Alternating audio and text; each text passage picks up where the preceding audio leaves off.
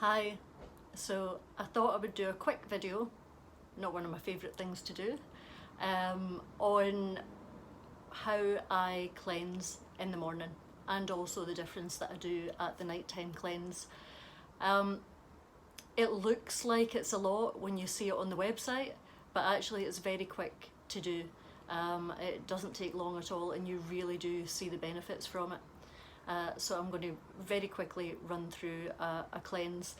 I am going to remove my glasses when I do this, and when I do, I'm completely blind. I'm normally in contact lenses or glasses, so just excuse me. I won't be able to see myself when I do that. So the first thing that I do every morning, everyone always says, "What do you do? You've got great skin. What is it you do every day?" And in the morning, the first thing I do is I go downstairs and I pop the kettle on because coffee makes me a nicer person in the morning. And while I'm waiting on the kettle, I go into the freezer and I take out it's a Skin Geek cryo roller. I love this. And it is frozen.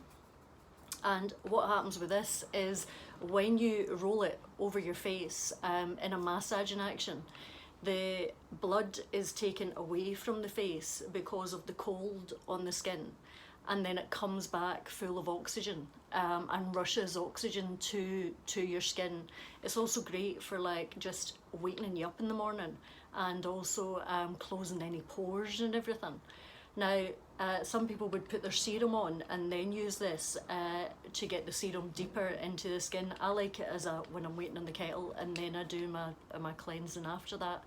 So when you take this out, and usually I've got coffee in one hand and this in the other, and initially you're just rolling it and just holding it just over your face, always kind of putting a wee bit of pressure on, not too much when you're going to the outside, and then I place it on each of my eyes, and then I just roll it, always with a wee bit of pressure going out, and then I do my neck as well. Everybody always forgets about their neck, but that's where we age, is on our neck. That's where we show signs of aging as well. And I just do that while I'm drinking my coffee, probably for about 5 minutes or so. I've never really timed it. And it really does make a difference in the morning, especially on the eyes. And then after I've done that, then depending on how my skin's been, I alternate between my cleanser being the Clinicare concentrated cleanser and the Skin Geek salicylic acid, because I'm in a mask a lot these days. And I'm finding that I'm sort of breathing and there's a lot of moisture behind the mask, then I'm tending to find that using the Skin Geek salicylic acid is just keeping my skin a lot clearer. Salicylic's great for if you're getting a bit of a hormonal breakout, getting a bit of acne. Teens, this is the go-to for teens, so I would always say use this. What I'm tending to be finding now is that this is what I'm using and recommending for men, and this is kind of my go-to for women at the minute, because I just feel that if all females are getting more of a sort of maskne breakout at the moment, so that's fab. Both of these, in fact everything in the range, you're using tiny amounts of. With this range of cosmeceuticals, some people would call it medical grade skincare, but medical grade skincare is really what the doctor would prescribe you. This is the top range of pharmaceutical and cosmetics mixed together, so it's really potent, loads of actives in it. If there was any more actives in it, it would be prescription only. So this stuff you need tiny amounts of. If you use loads of it, it's not going to work better. So you're wanting to use small amounts. I'm probably getting about 4 months out of this, using it twice a day. Definitely 90 days out of all the other bits and pieces in the skincare range, and probably a little bit more than that actually. So it's actually really affordable when you work it out how long these things are lasting you for.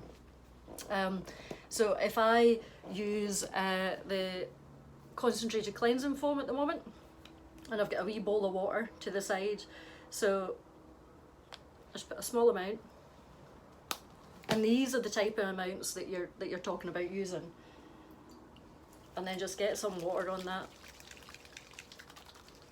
and really foam it up into a nice lather.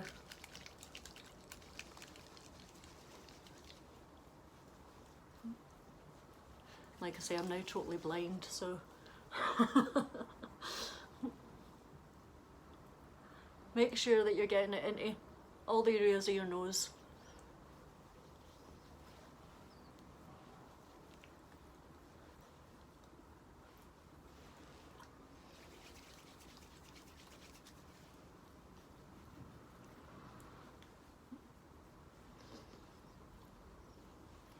Now in the morning, you're just doing a single cleanse because you've done a cleanse the night before, and when you wake up in the morning, you shouldn't really have that many impurities on your skin. So you're going to single cleanse in the morning.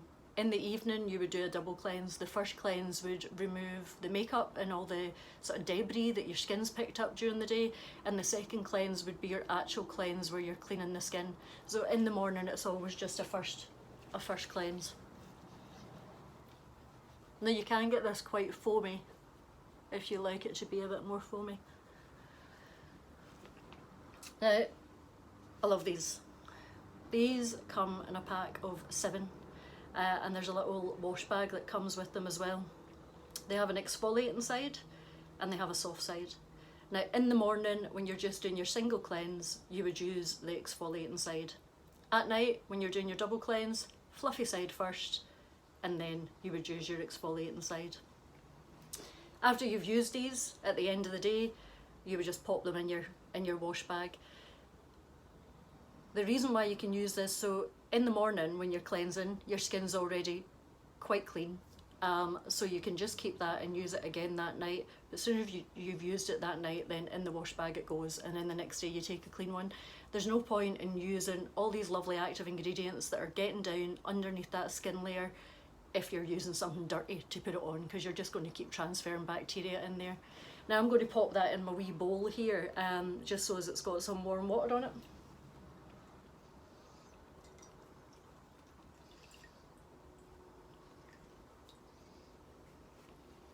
And then you just stick your hand in the mitt, and then in little circular motions.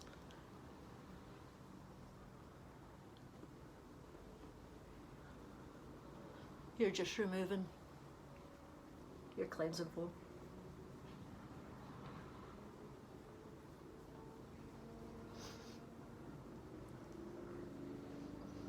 Now remembering that all of these things have actives in them. When you're putting something on your skin, the cleanser and especially the salicylic acid, you want to leave it on there for a little bit, just to get the actives working, just to allow it to get underneath that skin to where it needs to be.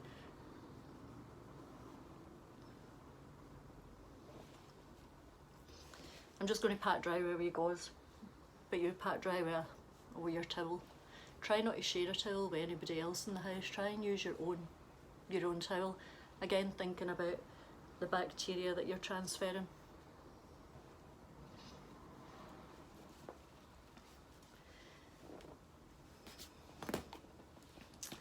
So then you could put on your lip and eye cream.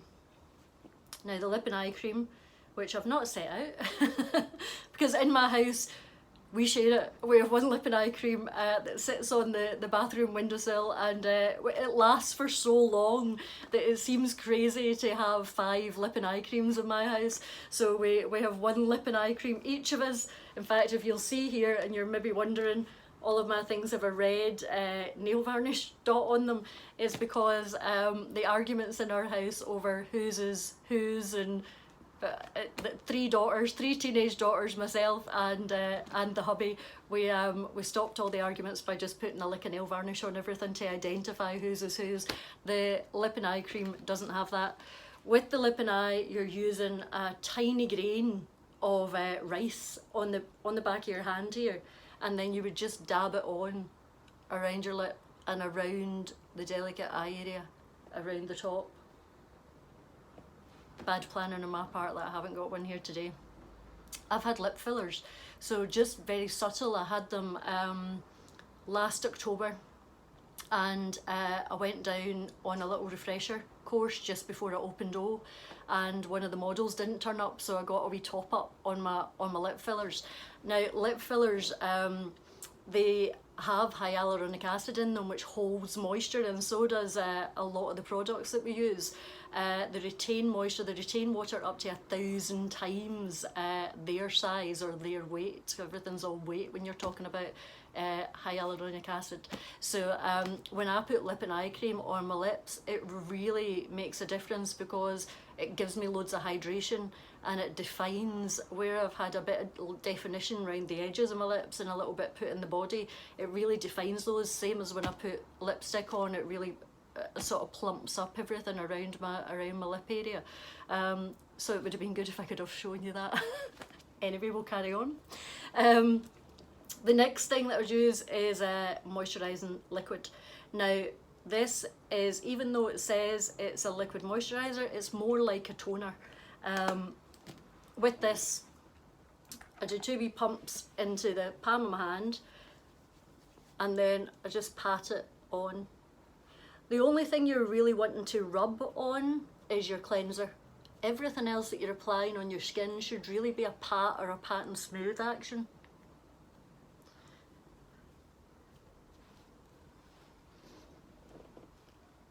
Now the thing with Clinicare is to talk a bit of nanometers.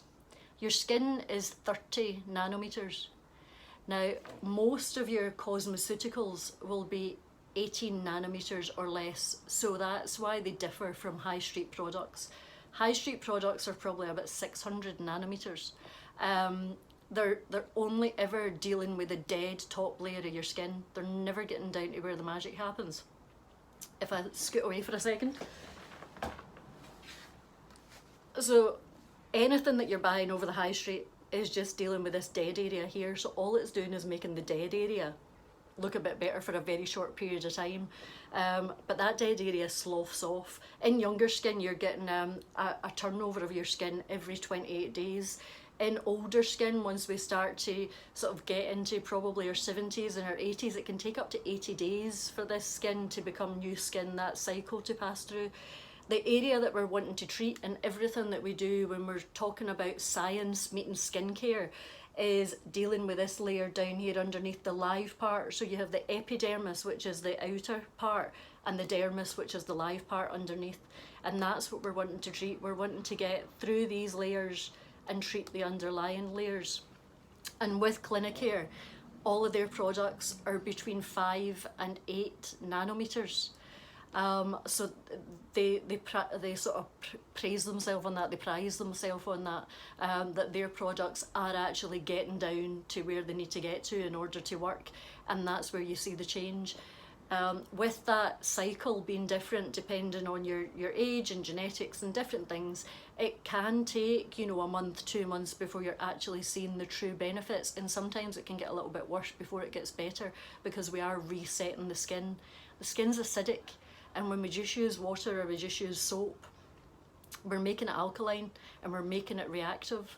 We don't really have sensitive skin. We've made it sensitive because we're not treating it correctly. We want to always keep it in that slightly acidic, just very slightly acidic level, so that it's functioning properly, and so that that barrier that is providing is functioning properly, and then we want to feed what's underneath it with all the things that are going to plump it up.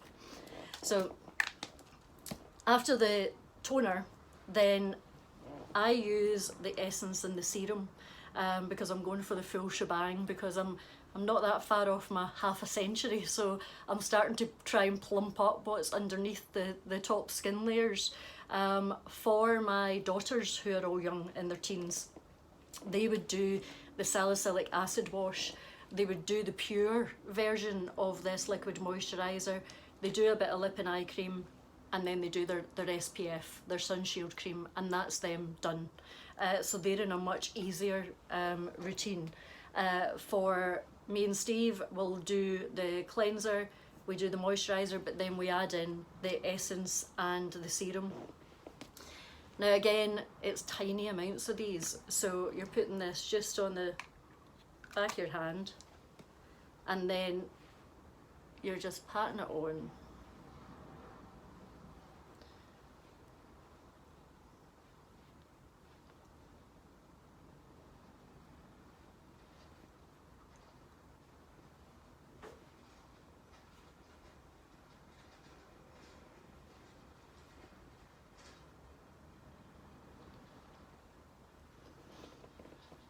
And then if you just, you'll feel it kind of wet on the skin, and then it just absorbs in. So once it's absorbed in, you would then go on and do your next.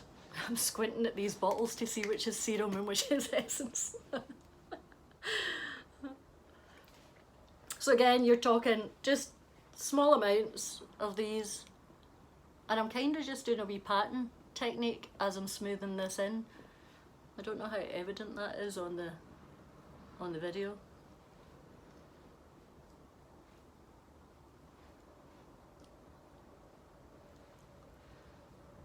Probably should have done this without talking to you, because I said it's really quick, and it is really quick, but then I've elongated it by the fact that I'm talking at the same time.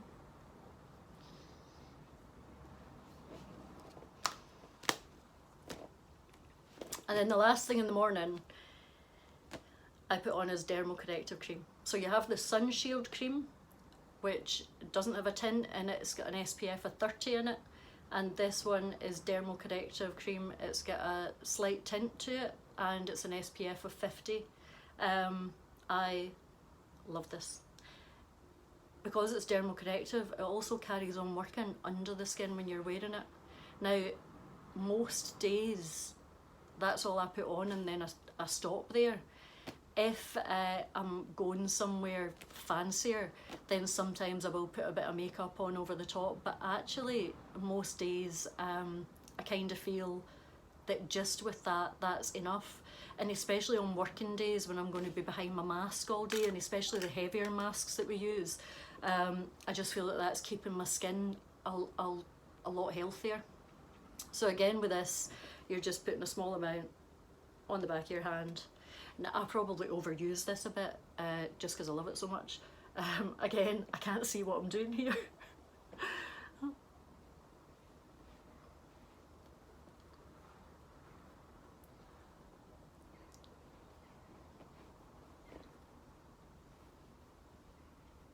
Now I have a little bit of hyperpigmentation here, and the funny thing was, my dental nurses always sit on this side of me, and I'm just going to put a wee bit more of this on. I was out for a night out, and one of my dental nurses was sitting on this side of me, and she said, "What's that in your face?" And I said, "Oh, it's been there. I used to be a bit of a sun worshipper," and I was like, "It's been there for a while," and it was bothering me a bit. And then a couple of days later, my dad said to me, when he came to pick the dog up one day to take her for a walk, "What's that in your face?" And I thought, oh my God, are people noticing this? And thinking that I have something wrong on my face.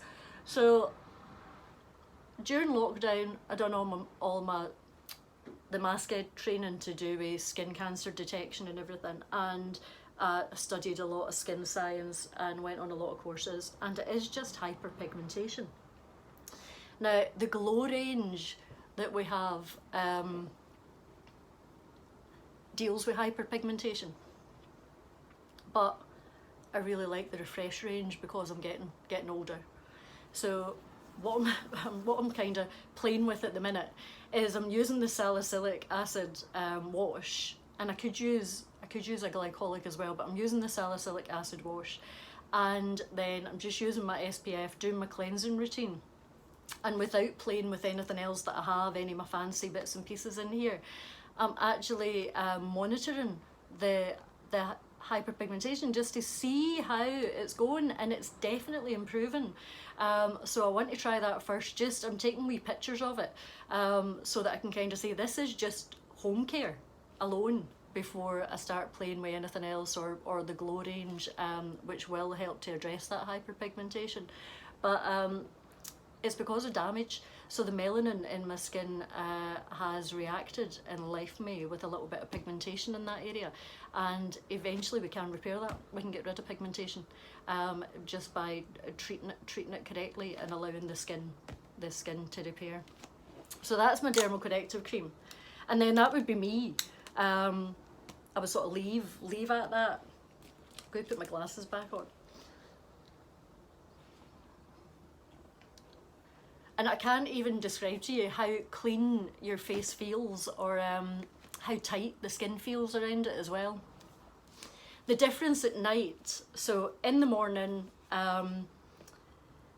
you're using just your one cleanse, and then your dermal corrective cream or your sunshield cream. At night, you're doing your double cleanse. Now, some skin specialists don't like coconut oil. I love coconut oil. I've always loved coconut oil. When you come to my clinic, everything's pineapple, coconut oil, sunscreen. I have a blog on coconut oil, love coconut oil. My medicine cabinet in the house, the girls know not to come to me unless they've tried pineapple, coconut oil, maybe Vicks Vapor Rub. I just love coconut oil for everything. You're always wanting organic virgin coconut oil. Now I get this out of B&M. You can use it as hair masks and stuff like that, but your first cleanse at night is best to be like a really oily cleanse, just to get rid of any impurities on the surface and get rid of any makeup if you've got makeup on that day. So I use coconut oil for my first oily cleanse, so that would be just kind of the same way as I'm applying my cleanser. I take a dollop of it and just heat it behind my hands and rub it on my face. And then I use the soft side of the Skin Geek mitt first with the coconut oil, just to get rid of anything on the surface. And then I do my cleanse with either the salicylic or the Clinicare cleanser. And then I use the exfoliating side. And at night you're not doing your SPF. So it's the same amount of stages. So in the morning, you are your cleanser, your toner, which is, they've got it on at 1, 2, 3. So toner, step 1. Step 2, your essence. Step 3, your serum. Bit of lip and eye cream. And then your dermal corrective. At night, you're doing the same thing again, only you're doing a first cleanse, second cleanse, and then your toner, your lip and eye cream, and your essence and your serum. Doesn't matter if you put the lip and eye on first or last. The fact that you're putting lip and eye cream on is going to make a massive difference. So you're doing that with your routine at night. So you're just swapping out really an extra cleanse at night for in the morning your SPF. And that will start you on your new skin. If you're doing any professional treatments are great, and they're great as a kickstart. But if you're not doing a home care routine, even if it's the basic home care routine, and you're not keeping that skin barrier healthy and keeping it acidic, stop using water, stop using these makeup removing wipes, because they're horrendous to your skin. They're awful. If you're using all the right products, you are going to see a difference. This stuff works. It really does. Obviously, I was lucky enough to be able to sort of sample it on the 5 of us when I had 3 teens and hormonal skin and stuff, and on me and on Steve. But it works. The 5 of us have never had sort of better skin. If you were coming to see me because you were considering Botox or you were thinking about fillers or something, I would always kind of encourage you to maybe get into a good skincare routine first.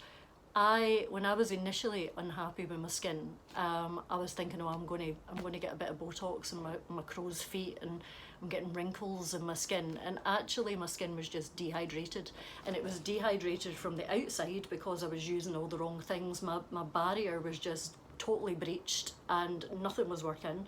And then it was dehydrated from the inside out as well. Because I wasn't drinking enough fluid behind these masks as well. You're getting a bit dehydrated. The gut health really makes a massive difference to your skin. But that's another video, I think. But we're all about the gut at O. We'll talk about that when yous come in.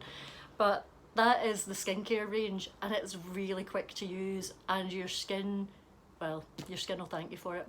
There's nothing nicer than waking up in the morning and when you look in the mirror, you're actually happy with your skin and you don't feel you want to cover it with loads of makeup.